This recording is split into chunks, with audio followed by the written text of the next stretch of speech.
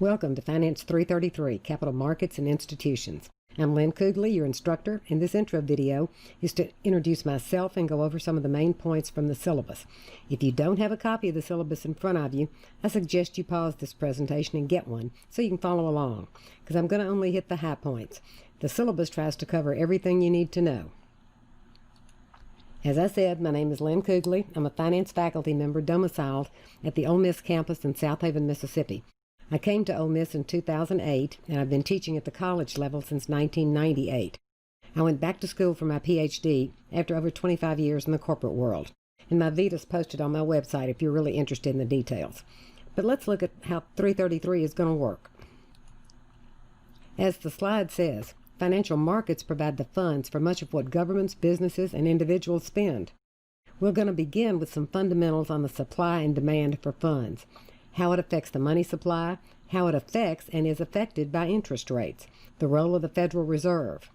The course then covers all the basic types of financial markets: money markets, capital markets, stocks, bonds, and mortgages, derivatives markets, foreign exchange markets. We'll end by looking at the securities firms, investment banks, and investment companies. Unit A begins with an introductory chapter and covers interest rates and their impact on security valuation. And Exam 1 covers those three chapters. Unit B begins with a discussion of the role of the Federal Reserve and a review of time value of money, and then moves to money markets and bond markets. Exam 2 covers those three chapters and the TVM review.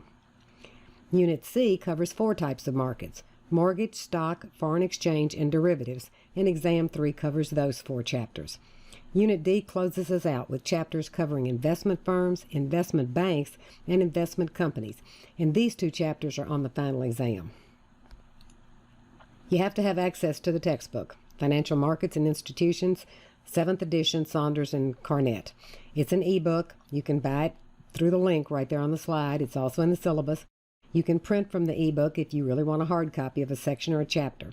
The package includes Connect, McGraw-Hill's online homework management system. You do need Connect for Finance 333, as Connect assignments account for 10% of your final grade. Note, once you register, you can access the book and materials for 2 weeks without paying. Well, you definitely need a financial calculator, and since you've had 331, I assume you have one. I still prefer and use the Texas Instruments Business Analyst 2+, and I guess it's pretty obvious you need internet access. The expectation is that students come in with a certain level of quantitative skills: math, basic algebra, order of operations, statistics, probability distribution, standard deviation, and be able to use your financial calculator. Some of these may be new or have gotten a bit rusty, so there's a series of video tutorials that cover some of these areas. As you can see from the list, just about everything's in Blackboard. Everything related to a unit of study is posted together. Each narrated PowerPoint lecture is posted as a closed-captioned MP4 video. The PowerPoint file is also posted along with a PDF of the PowerPoint with the notes pages, which was the script. The PDF file can be viewed on a PC, transferred to an iPhone or an iPad via Dropbox, or to a Kindle or Android device using Box, and viewed there for review. YouTube videos, you probably know, you can pause them, back them up, speed them up, slow them down. There's already a discussion board for them. Introduction and course questions. Post any questions you have about the course in general, clarification of something in the syllabus, questions about deadlines, homework questions. As your first assignment, post a short introduction to yourself: who you are, where you are, why you're taking the course. This will serve as your attendance verification. I'll monitor and answer questions, so they'll be available to the whole class. Any student is welcome to and encouraged to respond to another student's questions. And Connect is also linked through Blackboard. It includes the ebook as well as the graded homework assignments. I check my email all the time, so that is always the best way to contact me. Please include Finance 333 in the subject line so I'll recognize immediately that it's course-related. And please use your full name in the text so I'll know for sure who you are, because you know sometimes email addresses and names don't really match. If you don't get a reply from me within 24 hours, something's probably wrong, because I am well known for answering emails quickly. So if that happens, either email again or call my home phone and leave a message. I have established a discussion forum. The goal is for us to be able to communicate almost like we were in the class together. And a lot of times your questions can be answered by another student before I even get there. Using the discussion forum will make the questions and answers available to everybody. I will monitor it daily and respond to anything. Note that you can subscribe to the forum so you'll receive an email notification when there's a new post or a reply. And remember, your first assignment is to post your introduction. Graded homework problems are in Connect, and they count for 10% of your grade. The Connect problems mirror the end of chapter problems in the text, but the quantitative problems are algorithmic. The numbers change with each attempt. You can attempt them an unlimited number of times. To make sure your Connect points transfer to Blackboard, access Connect via the Blackboard link, not directly. Grading, always an important question in any class. You can see the weighting distribution. If for any reason you miss an exam, the points will be added to the final exam, making it worth 50% of your grade. You can elect for the final exam to count 50% of your grade, replacing your lowest exam grade. All graded exams are in Blackboard. You'll have 3 hours for each exam, which will consist of 25 multiple-choice conceptual questions, 25 quantitative problems. All questions are multiple choice. Each exam will be open from midnight to 11:59 p.m. on the designated test day.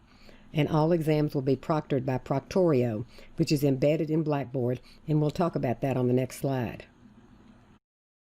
Before your first test, be sure that you have a working web camera and that you have the Chrome browser, because you have to use it to take tests. You must install the Proctorio Chrome extension before starting. Click on the Secure Exam Proctor link to install the extension. I have posted a Proctorio test. It's got one question in it, so you can be sure Proctorio works for you. It's posted under Exams for Fall 20.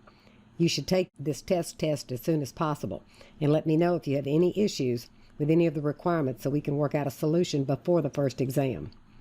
During your test period, Proctorio will record video through your webcam, record your screen and any web traffic, disable printing, disable your clipboard, block downloads, do a verify video is working correctly, and perform an auto ID check to be sure you are you. You will have a basic calculator on the screen, but you can use your financial calculator. This is my suggested study sequence for addressing the material.